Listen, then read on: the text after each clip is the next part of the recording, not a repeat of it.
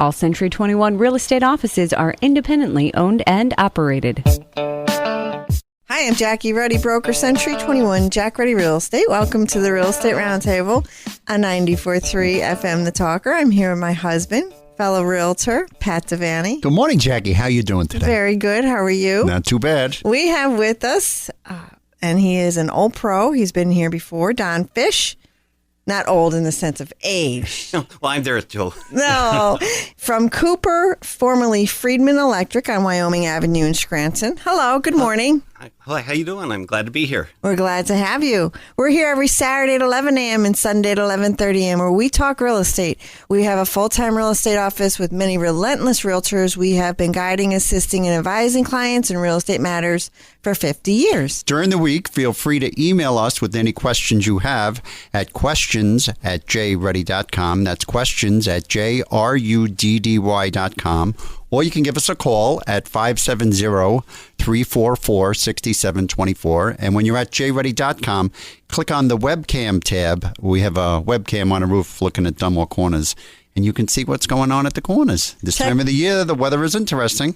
It's questionable, so I like to check it just to see what road conditions are because it's a very telling sign. If it's a mess at the corners, then it's definitely a mess on the side streets. View our listings, search the MLS listings, and listen to archive radio shows by going to mobile-friendly jruddy.com. That's jruddy.com. Check us out on social media, Facebook, Twitter, LinkedIn, YouTube, Instagram, and Pinterest. Okay, Don Fish. Yes, ma'am. Cooper Electric, formerly Friedman Electric on Wyoming Avenue. How long has Cooper Electric been serving the community? Well, I should go back to the story why we changed our name with being called Cooper Electric. Please. About 14 years ago, the Fried family sold the business to a company, Sonopar USA. And over a period of times, they kept our name as Friedman Electric. Everything was on the back page. Over the last 14 years, they bought Cooper Electric. They bought another store up in New York, City Electric. And it seems a lot of the contractors were buying in the 3 different states. So what they decided to do is join the 3 stores under one name, Cooper Electric, to make it a little bit more convenient for the contractors. So they're getting 1 bill rather than 3 bills. Cooper Electric was the largest out of all 3 of us. So they kept ourselves Friedman, they changed to Cooper, and City Electric up in New York, they changed to Cooper Electric also. Well, you're going to always be Friedman Electric to me. I'm probably not going to, for our purposes today, of course, I'm going to call you your proper name, Cooper Electric, but I don't know, it doesn't roll off the tongue like Friedman Electric Right, does. you still say PP&L too, right? I do. Okay. All right. So, but that's a nice story, and you are the design manager. Yes, I'm the manager in the LDC, the showroom, yes. Okay, so how is life at Cooper Electric under COVID? Has it changed? What are you doing these days? Do you have the showroom open or your facilities open? Does the consumer still have a choice of coming in, picking out lighting, so on and so forth? Yes, in the beginning when COVID just started, we were an essential business, so we were always open. In the beginning, our doors were locked, but we were still serving people outside the building, actually.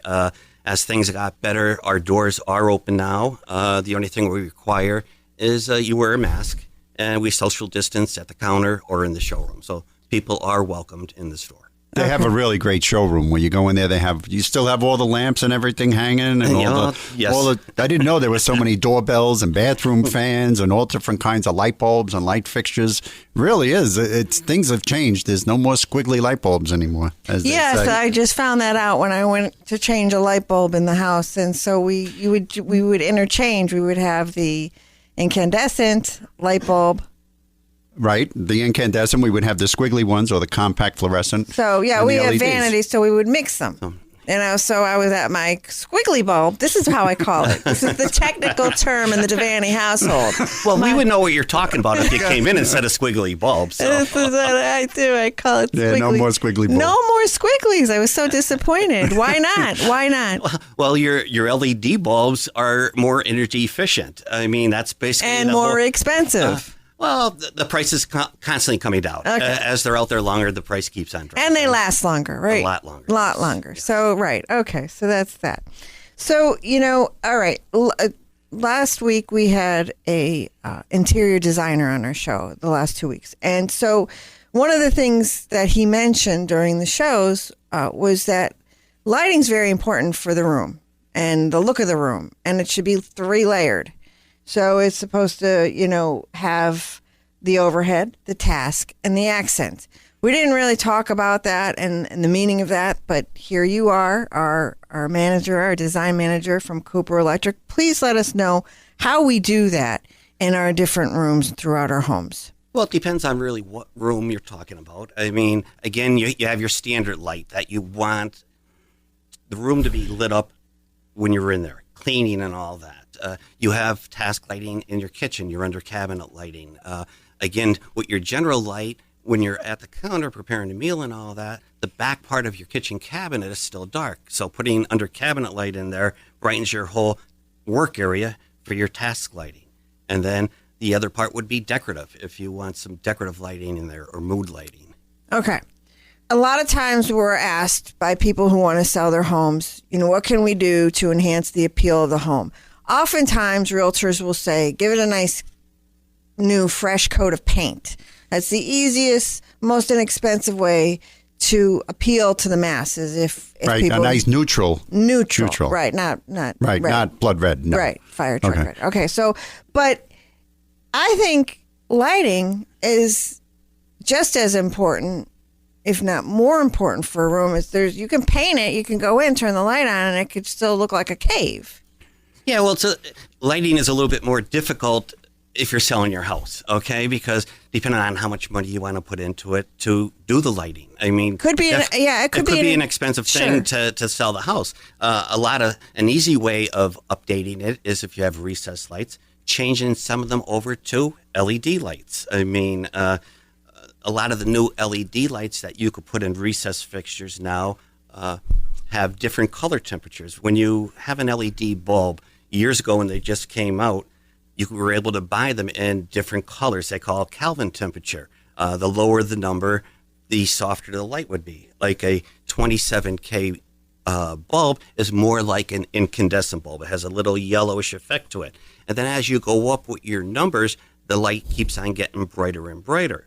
A lot of your new fixtures now have little dip switches on them, where once you buy the fixture, you don't have to worry about the color, because one fixture allows you to get 5 different colors, which would be better for your room.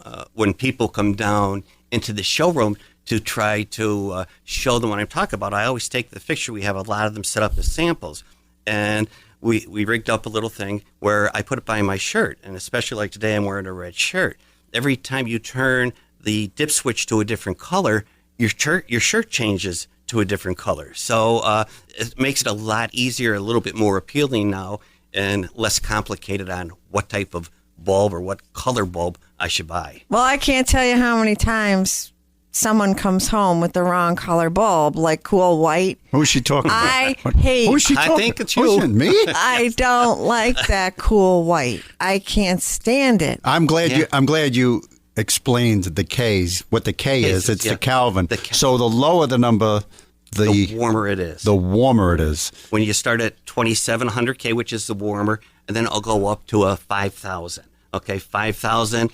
I classify sort of like a Christmas tree bulb. It has a bluish cast to it. Yes, I have them, the LED outside lights on the driveway. Right. And one of them it's like the bluish light. That's why it was on the clearance rack, because it's the it's the bluish light. But a lot of like the bluish light or the 5,000K is used a lot in commercials, like big warehouses and all that. It gives you a little bit more daylight. Residential, most people still like the warmer colors. Yes, they do. And I have the 5,000K bulb, and usually there'd be a swarm of spiders around it. The spiders don't like the 5K either. So, well, then I like. Yeah, there's a lot. Yeah. There's a lot less bugs around that bulb. All right. Okay. Well, that's good. Yeah.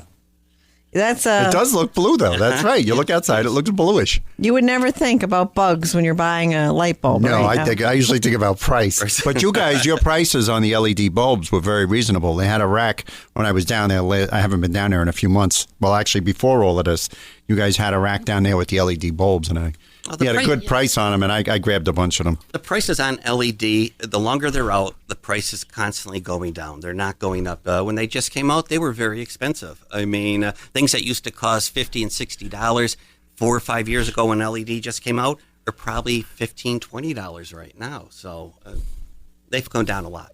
Well, and lighting isn't cheap. We've already established that. So there's a right way to do it and there's a wrong way to do it. How to do it right. Are all light fixtures equal? Equal as to quality? Yes. So you can go to any big box store and go to their lighting section, and you can look and find a very appealing light fixture. Well, this is what I tell people when they come in the showroom.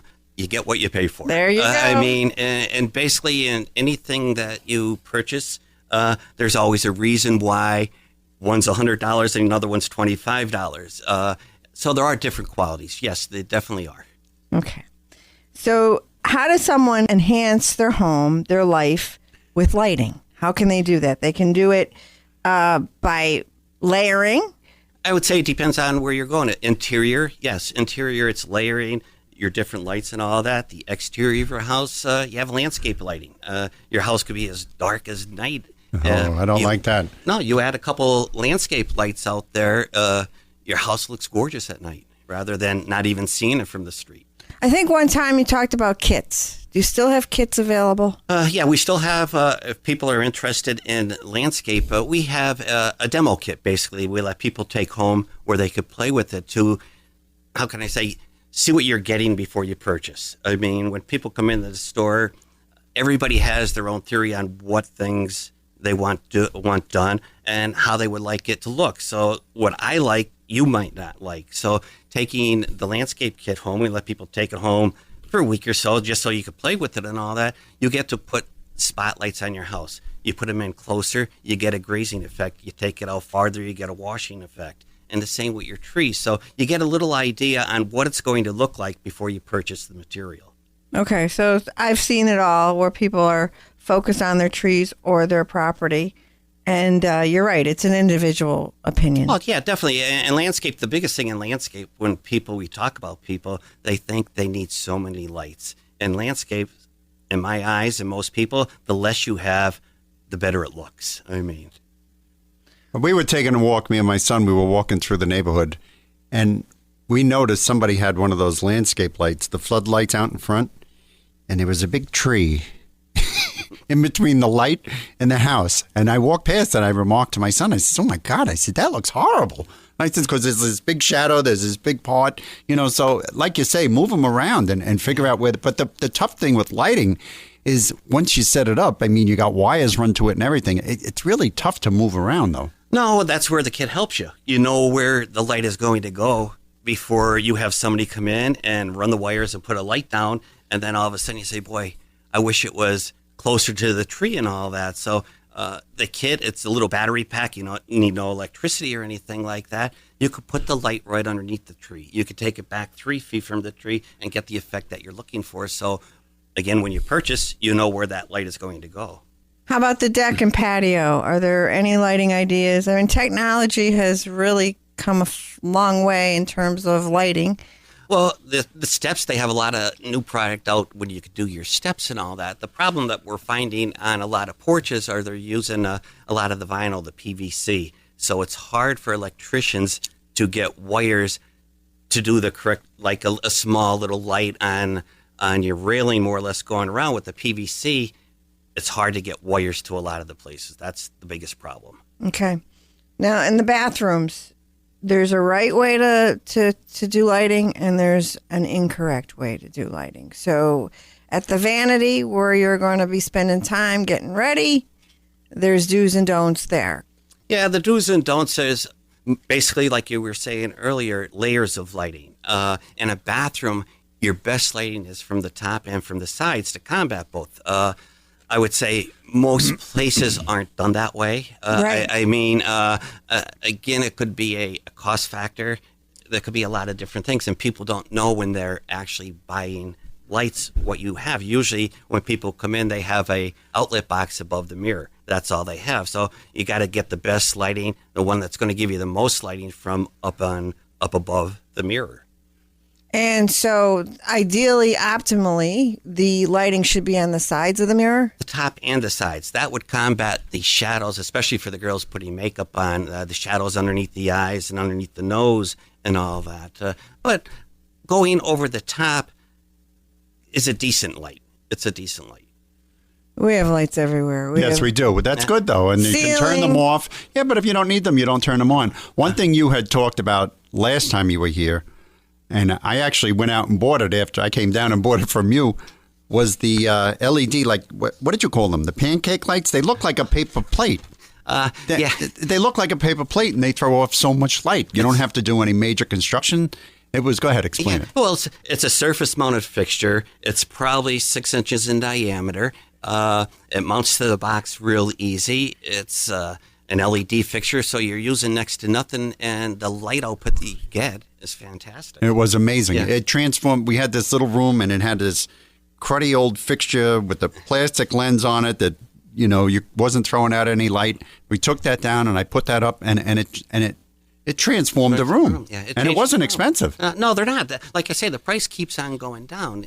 Even in your bathrooms, your fan and light combinations, your newer ones are all LED now.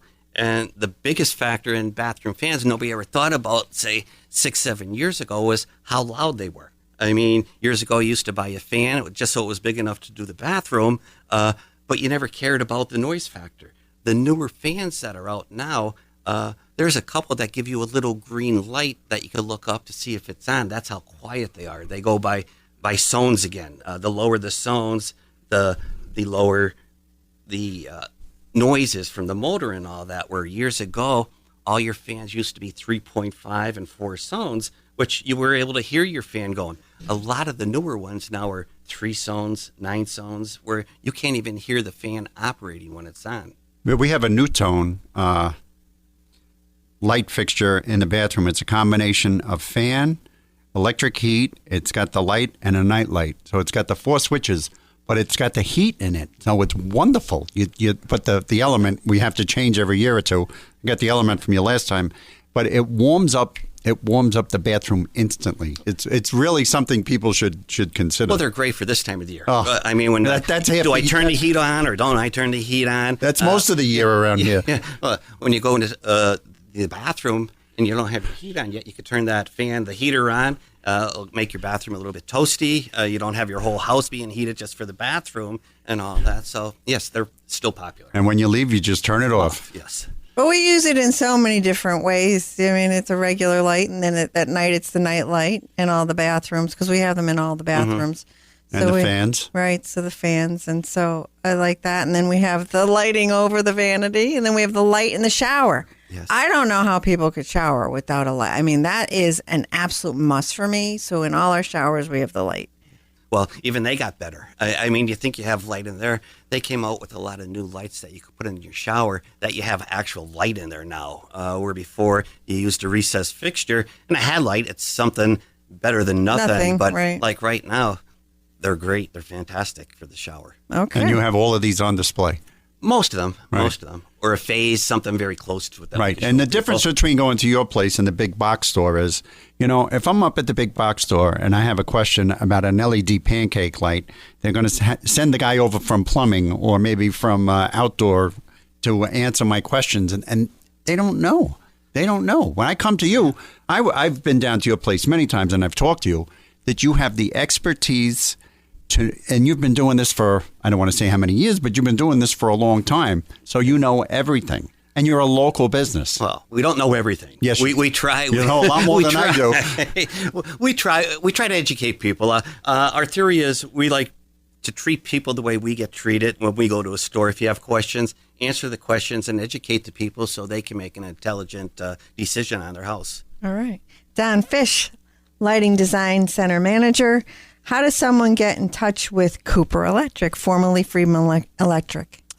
Probably the easiest way is giving us a call. I mean, then we can get you to the right person. And telephone number is area code 570-343-2461. And the hours on your operations down there at the showroom? Right now, we're Monday through Friday, 8 to 5. We were open on Saturdays, but with COVID going on right now, the showroom and the counter is closed on Saturday. So we're strictly Monday through Friday, 8 to 5. All right. Thank you, Don. Pat, would you like to review a listing? Yes, we have a side-by-side, a duplex at 152 College Avenue in Factoryville for $139,000. This two-family home, it's got a 3-bedroom apartment and a 2-bedroom apartment, and it is within walking distance to Keystone College.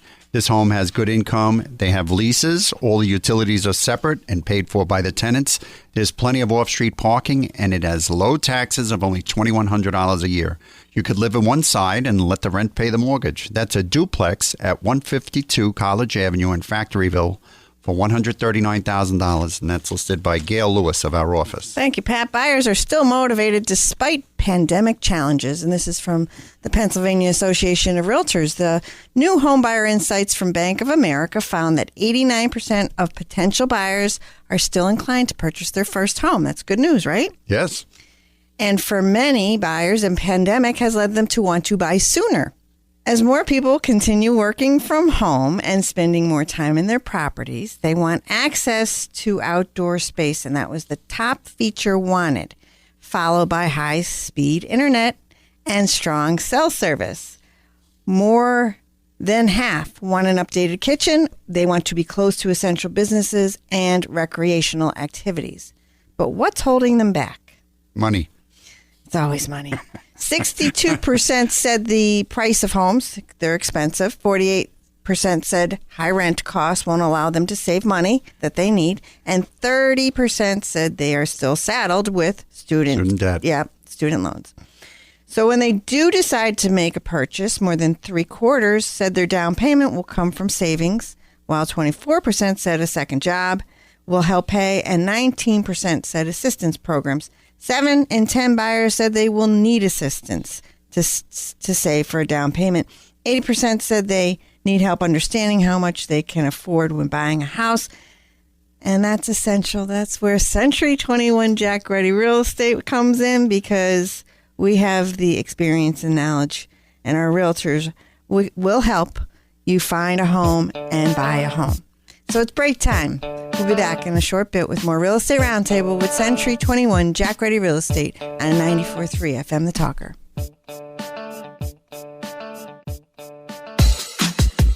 The talented team of professionals at Century 21 Jack Ruddy Real Estate. They're not just real estate agents, they're agents of change. They're on a never-ending quest for the best for you and your family. They can help you find precisely what you want at this time in your life. A computer, a website, an app, and a listing by itself can't do that. They're obsessed with better and deliver extraordinary, embracing the what if, not just the what's been done before, with a level of accountability and honesty not found anywhere else in the real estate industry. Don't settle for average, okay, or just all right. This change in your life is monumental, and there's only one Century 21 Jack Ruddy Real Estate that will help you rock that change.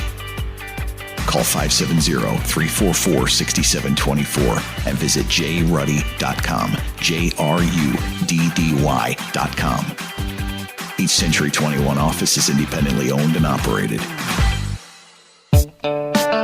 Welcome back to the Real Estate Roundtable with Century 21 Jack Ruddy Real Estate on 94.3 FM The Talker. I'm Jackie Ruddy, broker, and with my husband, fellow realtor Pat Devaney. You're having a very electrifying conversation. Oh, that's why you're laughing over there. I couldn't wait. I've been waiting to say that. Okay, very funny. We have with us Don Fish from Cooper Electric, formerly Friedman Electric on Wyoming Avenue. Don is the Design Center Manager. Hello. How you doing? How are you? We're doing great. Thanks for being here with us. So, we're talking about obviously lighting, and we're having an electrifying conversation. Okay. Can someone is it possible that a house or people have too much lighting? In my eyes and most people's eyes, no, it's not. You can never have too much lighting. That's like too much money. Huh? All you have to do is turn a light or two off. The trouble is, if you don't have enough lighting, it could be an expensive job to add lighting into an existing house. I agree. So I think we did a great job. We were talking about, though, our house where there on the second floor, we didn't focus on the lighting as much as we should have. And as much on the first floor, right? As much on the first floor. First floor, I don't have any problems with the way we did it. But second floor, we could use a little bit more light. But the idea of moving lights and going through construction and it's not happening. Does not appeal to me. No, second floor is a little bit easier than the first floor if you do have an attic and you have access up above. No. It's a finished third floor. No, third floor too. Yeah, then you have a problem. Yeah, we do. Or an expensive problem, let's put it that way. All right, so ceiling fans. Are people still, they're very popular? Are they still very popular? Ceiling fans are very popular. I would say the disadvantage that we have most of the time with ceiling fans are people come in and ask, I need a fan that gives me a lot of light. Not happening. Not happening anymore. With all the laws, the way the wattages were decreased, even with LED bulbs, your wattages just aren't the same as they used to be years ago. They'll give you decent lighting, but they don't give you great lighting.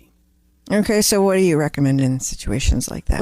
Well, it's tough, again, depending on the room, because most of the time in the beginning, I would say if it was open and people are remodeling, I would say put a fan in the center and, again, do a layer lighting, put a couple recessed lighting, or they have a new product called a wafer light that's like a recessed light. A little bit about the wafer light that a lot of people don't know that's out there is, how can I say, the olden days, you used to have to buy a recessed housing and put it up into the ceiling. Then after they would sheetrock and paint, you would buy a trim, and then you would buy a light bulb. The wafer bulb is a little disc, basically. It's probably only 6 inches round, the size of a recessed light, and it's only 3/4 of an inch thick. And all you have to do with the wafer light is get the wire up into the ceiling. And after they sheetrock it, you cut a hole in the ceiling, and they have clips on the side where you do all your wiring from down below. You put the little junction box up into the ceiling, and then this wafer light has 2 clips on it where it wedges between the bottom of your sheetrock and the top of your sheetrock. And again, they're very nice because they have the dip switch on it, and they give you the 5 different color settings. So, nice. Very popular right now. That's probably one of the newest things out. Good. All right. And so what about dimmers? Dimmers, just about all your LED is dimmable now. Your biggest thing is if you have an old dimmer in your house, it might not be compatible with LED lighting with the new technology. But that's a cheap fix. That's a $15 fix. You might have to buy a new dimmer, but everything is dimmable. Very good. I didn't know you needed a new type of dimmer for the LEDs. Well, it ends up So the old one with the knob is not going to work? I don't even think they're out there anymore, to be honest with you. I know a few houses where they are. It was popular in the incandescent. Basically, what they end up having, if you have an old dimmer in your wall and you put LED lighting on, what's going to happen is once you dim it and you get down under that 25%, your lights are going to start strobing on you. Where all your new dimmers have a little selector switch on the side of it. So when you put your LED in, this little selector switch lets you adjust your dimmer till your flickering starts, and then it stops. So now when you dim, it'll only go down so far. LED lighting is a little bit different than incandescent, where incandescent lighting, you were able to dim it down basically 0. I mean, LED lighting is getting better, but you're down to about 10%. So you can't get it down to nothing in LED. That's the only disadvantage, but that's not bad. That's not too bad. No. Don Fish, Design Center Manager with Cooper Electric, formerly Freeman Electric. How does someone get in touch with you, please? Probably the easiest way is if they gave us a call, and then we can get them the right person. Our telephone number is area code 570-343-2461. Thank you, Don. Would you come back next week? I would be more than happy. All right, great. Pat? Yes, we have an affordable move-in condition 2-family home at 1015 Paul Avenue in Scranton for only $79,000.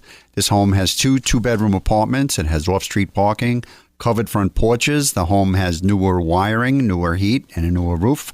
There is also a 1-car garage. The taxes are very reasonable. It's got a nice yard, and the utilities have been separated, and they are paid by the tenants. That's an affordable 2-family home with a garage at 1015 Paul Avenue in Scranton for only $79,000, and that's listed by Gail Lewis of our office. Thank you, Pat. Remember to tune in next Saturday at 11 a.m. and Sunday at 11:30 a.m. to listen to more of the Real Estate Roundtable with Century 21 Jack Ruddy Real Estate on 94.3 The Talker.